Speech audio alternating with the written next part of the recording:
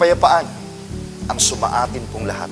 Elder Ryan Bernabe po, isa sa mga lingkod ninyo sa kabanal-banalang Iglesia ng Diyos kay Kristo Jesus.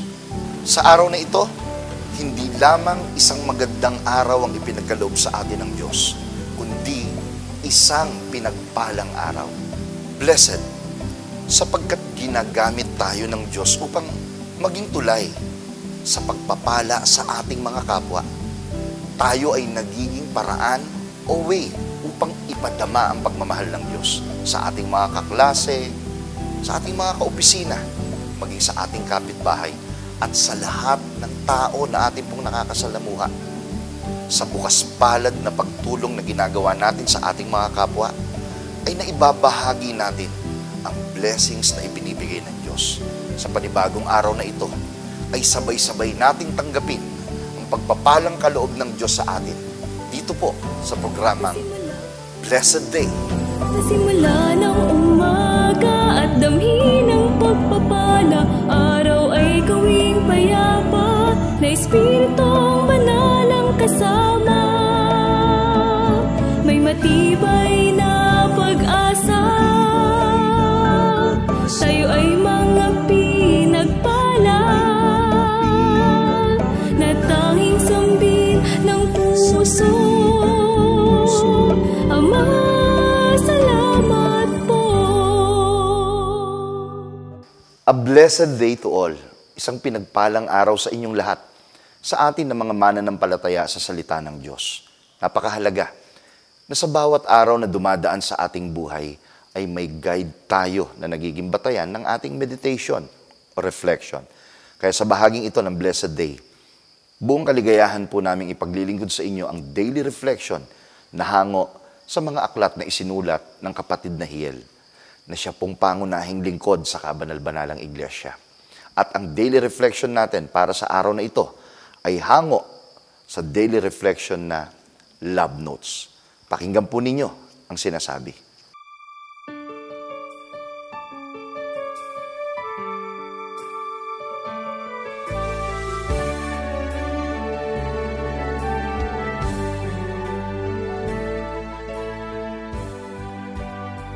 But those who seek the Lord's help have all the good things they need. Psalms chapter 34, verse 10. When you pray, make sure that what you ask for are real good things. Many of us ask the Lord for things that are temporary, the benefit of which are not lasting. It is not bad to ask for things like food to eat, good fortune in business, good job, rewarding career, etc. God can supply us anything we ask for. So why not ask for things that last? The real good things in life, like knowing Him better each day, His revelation and His wisdom, so that you can serve Him more. You will see that other things you need are provided for. Ang mga batang leon ay kinakapos at nagtitiis ng gutom. Ngunit silang nagsisihanap sa Panginoon ay hindi kukulangin ng anumang mabuting bagay. Mga awit, Kapitulo 34, versikulo 10. Kapag nananalangin ka, siguraduhin na ang iyong hinihiling ay tunay na magagandang bagay. Marami sa atin ang humihingi sa Panginoon ng mga bagay na pansamantala na ang pakinabang ay hindi pang matagalan. Hindi masamang humingi ng mga bagay tulad ng pagkain, magandang damit, o magandang kapalaran, negosyo halimbawa, magandang trabaho, kapaki-pakinabang na karera at iba pa. Ang Diyos ay maaaring magbigay sa atin ng anumang bagay na ating hilingin. Kaya't bakit hindi humingi ng mga bagay na tumatagal, yung hindi pansamantala? Ang tunay na magagandang bagay sa buhay tulad ng higit na pagkakilala sa Kanya sa bawat araw, sa Kanyang mga paghahayag at Kanyang karunungan para mas mapaglingkuran mo Siya. Makikita mo na ang iba pang mga bagay na kailangan mo ay ipagkakaloob niya.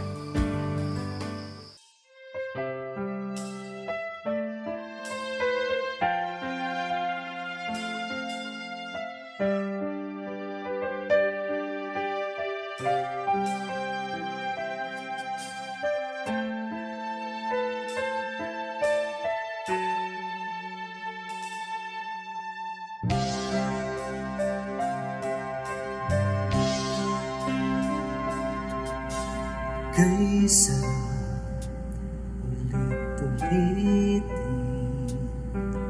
sabihin mahal kita. Mga salita nagmumula sa puso taimtim, mga salitang pusang naramdaman, pintig ng puso na laging nagsasabi,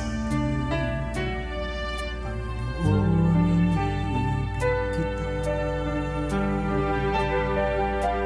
iniibig kita. Nawa ay aking mapatunayan, mga salitang sakit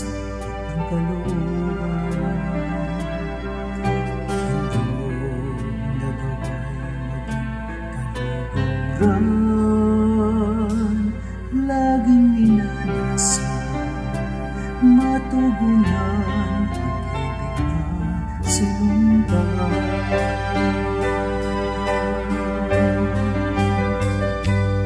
Panginoon, iniibig kita higit sa lahat ng bagay.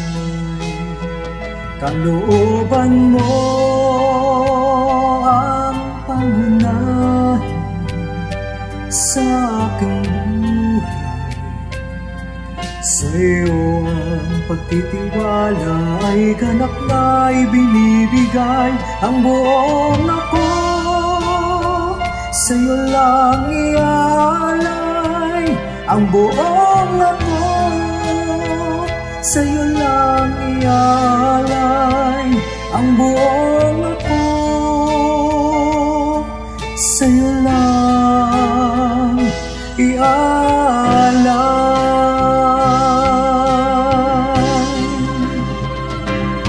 Ako'y gaya ng walang buhay pag sa iyo ay nawalan.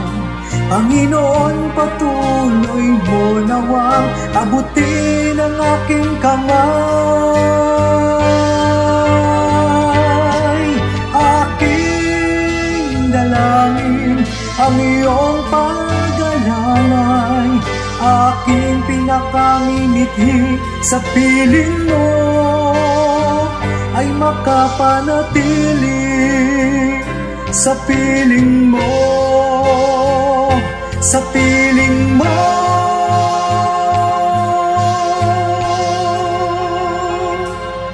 Panginoon.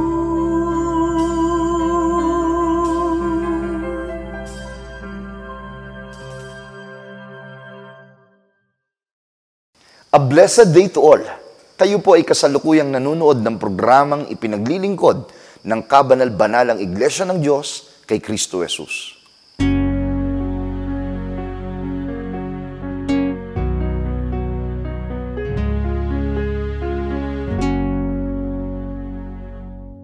Marami ang naniniwala na normal lang sa tao ang magkamali. Bunga nito, marami na rin ang naniniwalang imposible ang manatili kang mabuting tao. You are what you believe yourself to be. Ano kaya ang epekto kung mananatili ang tao sa ganitong kaisipan? Totoo bang gustuhin mo mang bumait ay hindi mo ito magagawa? Yan ang liliwanagin sa atin sa napakahalagang pagtuturo mula sa ating Elder Gem dito sa segment na Gabay ng Pamilyang Kristiyano.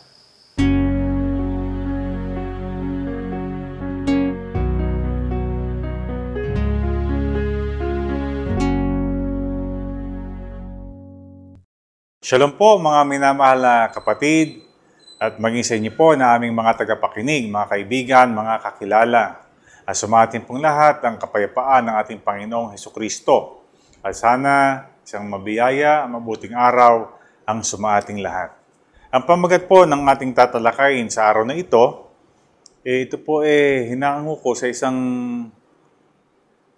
kanta o rap yata yun na sabi dun sa rap, sa isang linya, gusto niyang bumait pero hindi niya magawa. Di ba? At yan ay nagiging panuntunan ng maraming tao. Tayo talaga gusto nating bumait, kaya lang para bang hirap na hirap tayo na magawa. So ang pinamagat ko po, gusto mong bumait, pwede mong magawa. Kung paano, yan po ang ating tatalakayin sa araw na ito. So kung gusto nating bumait, pwede naman pala. Kasi po nakasulat sa Efeso 4:32 sa English, nung po nakasulat, be kind to one another, tender-hearted, forgiving one another as God in Christ forgave you. Sa talatang ito, dito sinasabi po na talagang dapat maging mabait. Be kind to one another, tender-hearted talaga, forgiving, nagpapatawad. Tsaka, yun po ang sinasabi ng ating Panginoon. So ito po'y kalooban ng Diyos. Yung pagiging mabait natin sa isa't isa. Yung pong makapagpakita, makapagpadama tayo ng acts of kindness.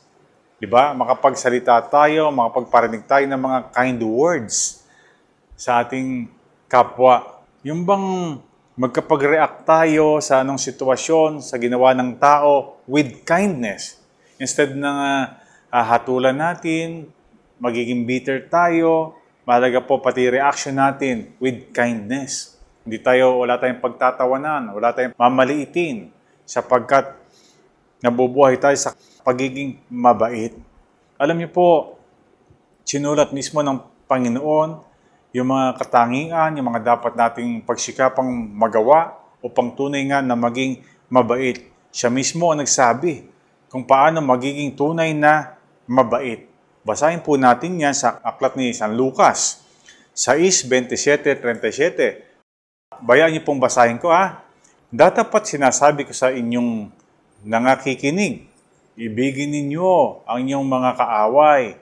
Gawan ninyo ng mabuti ang nangapupot sa inyo. Pagpalain ninyo ang sa inyo ay sumusumpa at ipanalangin ninyo ang sa inyo ay lumalait. Sa sumampal sa iyo, sa isang pisngi, iharap mo naman ang kabila. At ang sa iyo'y mag-alis ng iyong balabal, huwag mong itanggi pati ang iyong tunika. Bigyan mo ang bawat sa iyo'y humihingi.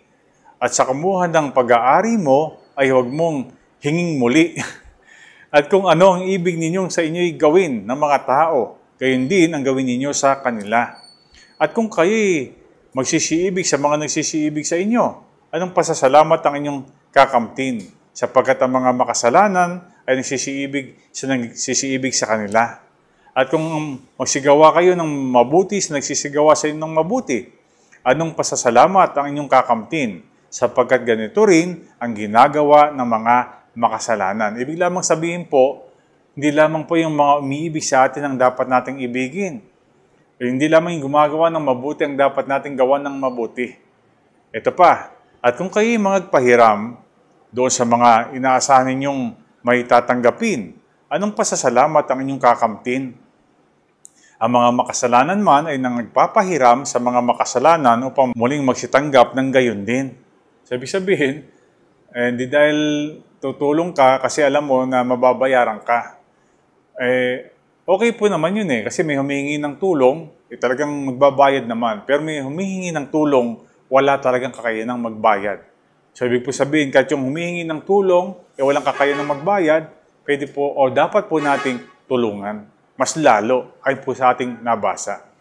Dapat ibigin ninyo ang inyong mga kaaway at gawan ninyo ng mabuti. At magpahiram kayo na kailanman ay huwag mawawala ng pag-asa at malaki ang sa inyo'y magiging ganti. At kayo'y magiging mga anak ng kataas-taasan sapagkat siya'y magandang loob sa mga walang turing at sa masasama. Magmaawain kayo, gaya naman ng inyong ama na maawain. At huwag kayong mangagsihatol at hindi kayo hahatulan. At huwag kayong mangagparusa at hindi kayo parurusahan. Magpalaya kayo at kayo'y palalayain. So sa mga nabasa pong ito,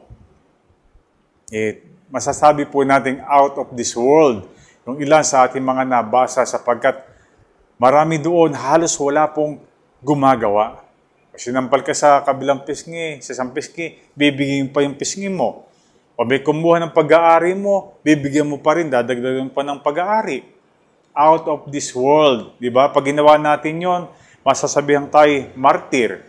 Masasabihan tayo na Pasensya na po sa salita, tanga o bobo, di po ba?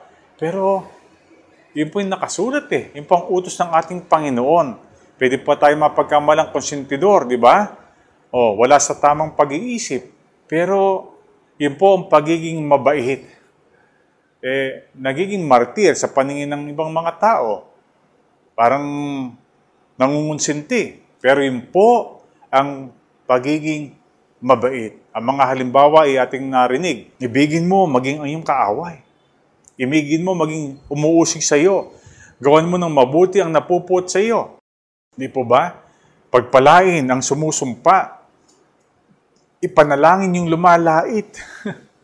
Ang kumuha ng iyong pag-aari, bigyan mo pa. Ang mag-alis ang balabal mo, ibigay mo pa yung iyong tunika. Magmaawain, huwag tayong magsihatol. Ito po ang mga katangian ng tunay na mabait ayon po sa ating Panginoon. At mahirap mang gawin, sa tulong po ng Diyos, pwede po nating magawa. Bakit po dapat na kailangan na maging mabait tayo? Sapagkat sabi ng Panginoon, kayo'y mga pakabanal. Gaya ko naman na banal. Kasi if we wanted to be holy, we must be kind.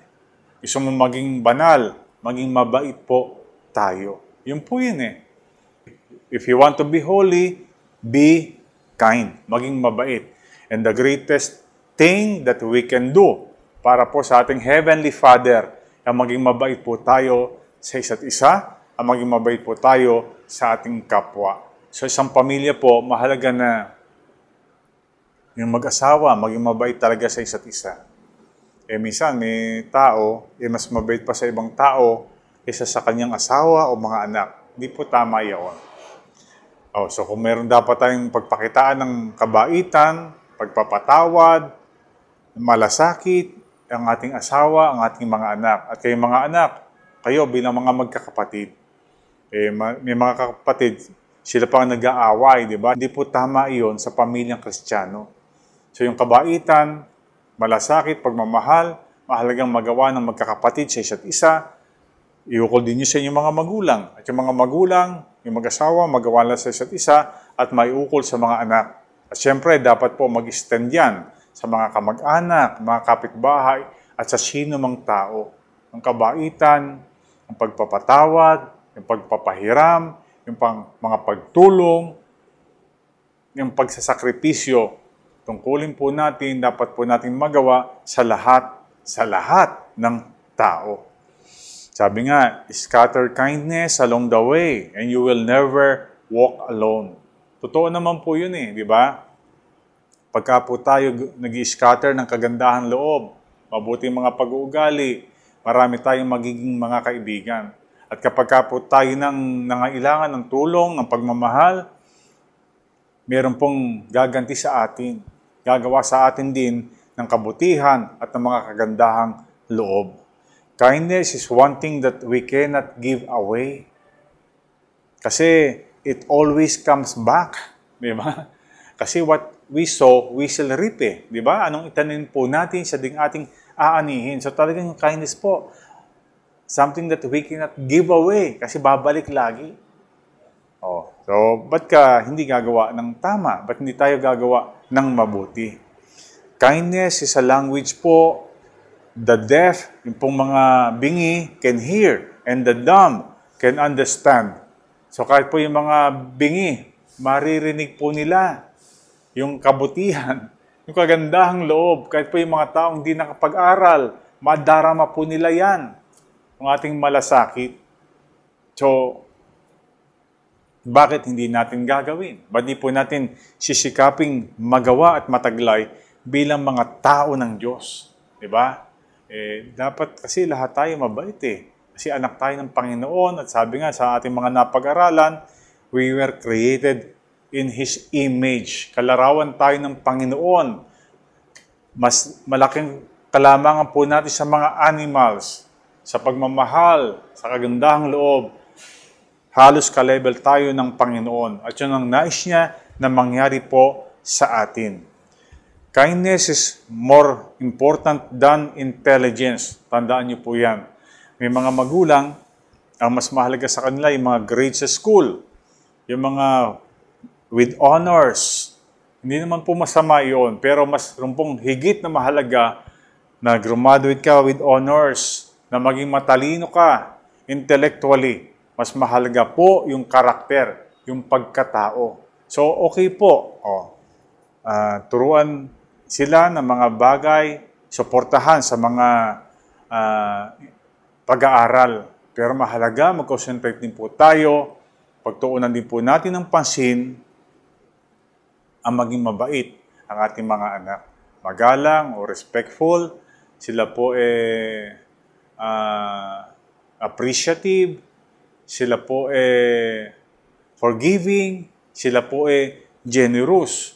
Maturuan po natin sila ng kindness sapagkat yun po is important than intelligence and recognition. Kasi yun po ang beginning of wisdom. People don't care what you know until they know that you care. Madalas ko na pong nababanggit ito na nabasa ko rin naman. Ang tao po walang pakialam kung anong ating pinag-aralan, ating natapos.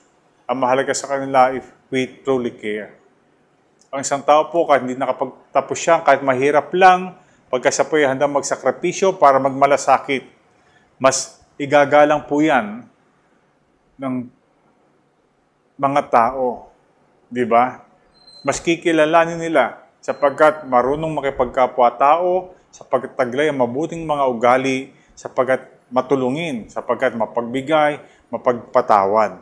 So, yun po ang mahalagang magawa ng mga magulang sa ating mga anak. Mataglay nating lahat, maiukol sa isa't isa at maging sa ating mga kapwa.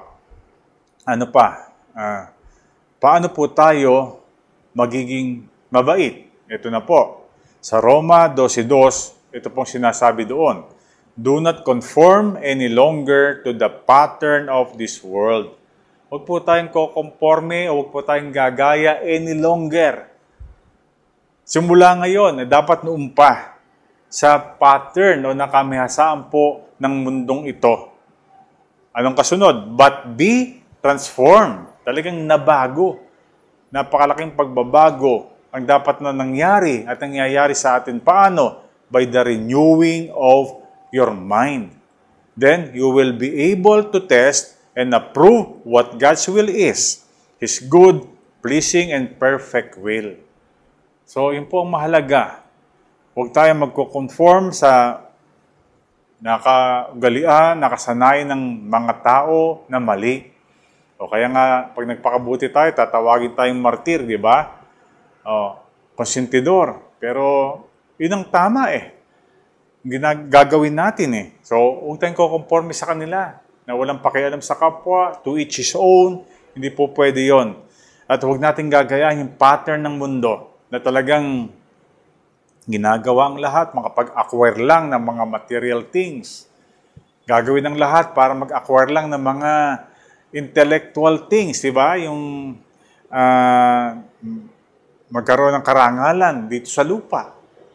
Hindi naman po totally masama yun pero meron pong mas mahalaga. At yung nga po ang ating pinag-aaralan, tinatalakay sa mga sandaling ito. So, do not conform any longer. Kung tayo namihasa na gaya dati sa kanila, na mahilig sa kalayawan, na makasarili, hindi marunong magpatawad, di ba? Na gumaganti pagka pinagkasalahan, na madadamot, hindi po tayo dapat kumomporme, huwag po tayong dapat tumulad sa kanila.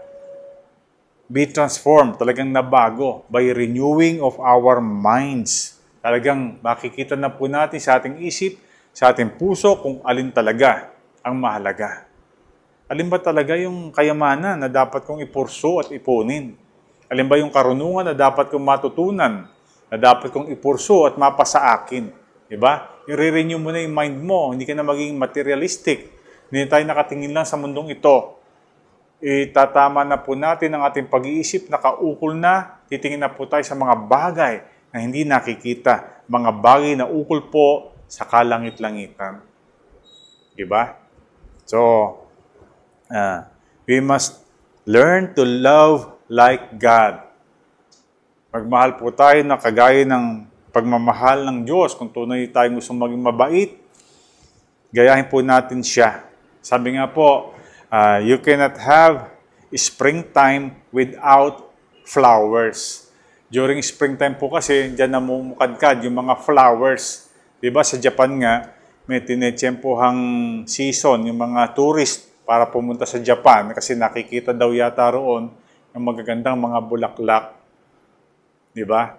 Kasi sabi nga, during summer talaga, you cannot springtime without flowers. So you cannot have love without kindness.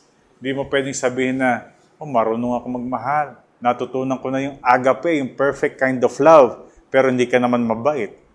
Diba? Contrasting po yun. Hindi po tama yun. If you truly learned how to love, mabait ka. Kung gumagawa tayo ng kabutihan o kabaitan, una, sa ating kasambahay, sa ating kapamilya, sa ating mga kapatid, at maging sa sino man pong tao, kahit po ating kaaway. Handa tayong gawan sila ng mabuti, pagpakitaan ng kabaitan. So gusto mong bumait, pwede po nating magawa. Ano pang paraan para mangyari yun sa atin? Always pray to God to make us kind. Hilingin po natin sa Diyos, di ba? Lagi pong nababanggit, kapag ang isang bagay gusto ng Diyos na mangyari sa atin, para sa ating kabubuti, at yun ang ating hinihiling, sigurado ibibigay niya.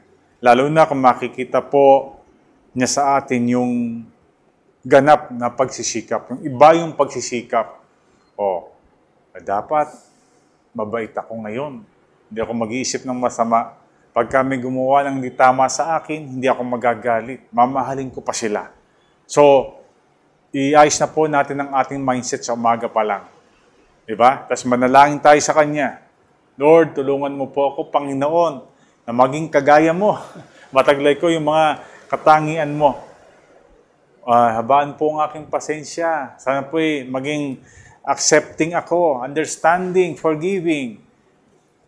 Ibibigay ng Diyos yan kapag ka po ating hinihiling.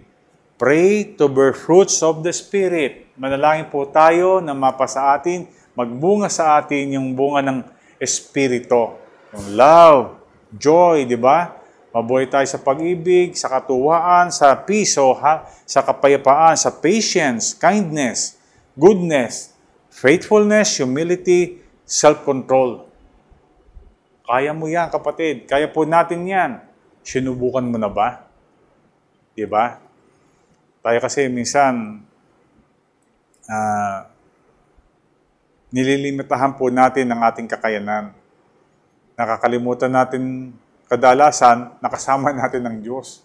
Kasi talaga may limitations tayo, di ba? Yung ating kakayahan, yung ating patience, yung ating pong kaunawaan sa pagiging mabait. Pero nandyan palagi ang Panginoon para alalayan tayo, para tulungan tayo, para turuan tayo. I-embrace lang po natin wholeheartedly ang napakabuting layunin natin ito, ang maging mabait. Hindi po para tayo matanghal.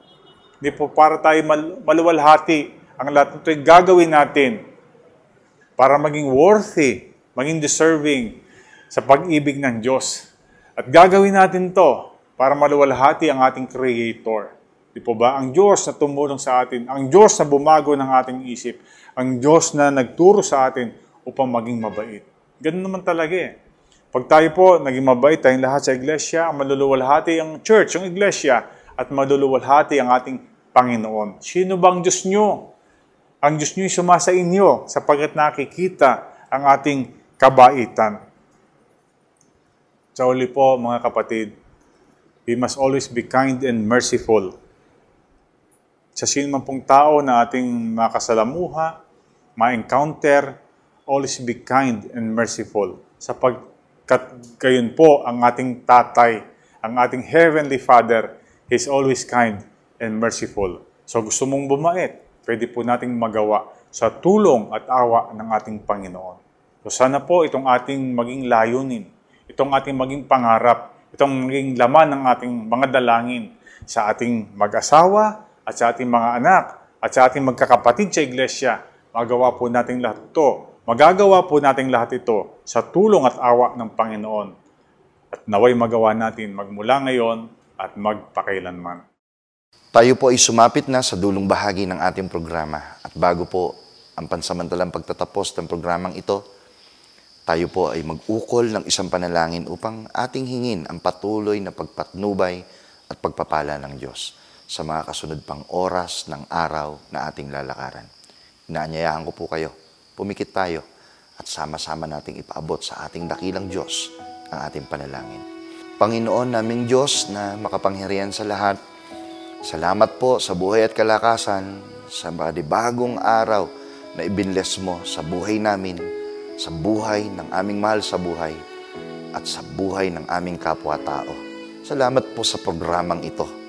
Binigyan mo kami ng chance upang makapagserbisyo sa munting paraang ito. Lagi mo sanang ipagkaloob sa amin na ma-guide kami ng iyong Spirit, na manatili kami sa kababaan ng kalooban at sa purpose ng program na ito, na lagi maingatan po namin na ang maipakita sa lahat ng aming kapwa na makikinig at manonood ay ikaw ang talagang naglilingkod at nagnanais ng mabuting kalagayan sa bawat araw ng aming buhay. Salamat po sa blessed day. Pinagpala mo kami sa dapat na karunungang taglay namin. Panginoon, pinatutunayan mo na kung sa aming sarili ay magkakaroon kami ng hangarin, na magkaroon ng tamang karunungan at kaalaman, ito po ay hindi mo ipagdadamot sa amin. Magkakaloob ka sa amin ng mga katalinuhan na magiging guide namin sa lahat ng aming mga decision making sa aming buhay, sa maliit man o lalo na sa mga malalaking pagpapasya. Maging tulong ito sa pagpupulong ng pamilya, ng mag-asawa, maging tulong po ang message na ito sa mga ministry, maging tulong kahit sa opisina, kahit sa mga teacher, para sa kanilang goal sa pagtuturo sa kanilang mga students. Panginoon, sa iyo namin hingin ng lahat, dahil kung ang karunungan ay nagmumula sa iyo, hindi lamang kami sigurado sa aming mga pasya, hindi lang kami sigurado sa aming isi-share na karunungan sa aming mga pinaglilingkuran. Higit sa lahat, ang pare-pareho naming desire sa aming buhay, dahil sa karunungan mo, ihahatid kaming lahat sa tamang direksyon ng aming buhay. Sana po, sa lahat ng nakinabang sa episode na ito, i-share namin ang programang ito sa kanila upang marami pa ang maabot ng paglilingkod ng iyong kabanal-banalan. Maraming salamat, Panginoon. Dalangin namin ng lahat sa pangalan mong Kristo Jesus na aming tagapagligtas. Amen. Maraming salamat po sa inyong pagtangkilik sa palatuntunang ito ng Kabanal-Banalang Iglesia ng Diyos kay Kristo Jesus. Kung nais po ninyong mapanood ang iba pa naming programa, mag-subscribe sa ating YouTube channel na The Most Holy Church at bisitahin ang aming Facebook fanpage na MHC Media. Upang lubos po ninyong makilala ang Kabanal-Banalang Iglesia ng Diyos kay Kristo Jesus, bisitahin ang ating official website na www.mostholychurch.com. Para naman po sa inyong katanungan, prayer request o libreng Bible study sa inyong tahanan, i-post lamang ang kahilingan sa comment section ng programang ito. Maaari din po kayong tumawag o mag-text sa mga sumusunod na numero. Sa Smart o Talk and Text, 0909-555-5009. Sa Globe o TM, 0926-383-0454. Sa Dito SIM, 0991-419-2027. At sa landline, 8255-6949 o 8553-0946. Maraming salamat po. Maraming salamat po sa inyo, mga mahal na kaibigan, at maging sa ating mga kapatid. Sana ay patuloy ninyo kaming samahan sa mga kasunod pang pagtatanghal ng programang Blessed Day. At sama-sama nating muling tanggapin ang araw na pinagpala ng kataas-taasang Diyos. Muli, ito po ang inyong lingkod, Elder Ryan Bernabe, para sa programang Blessed Day. Hanggang sa muli po natin pagkikita, isang pinagpalang araw po ang sumaating lahat. Let us all have a blessed day. Ng puso, Ama.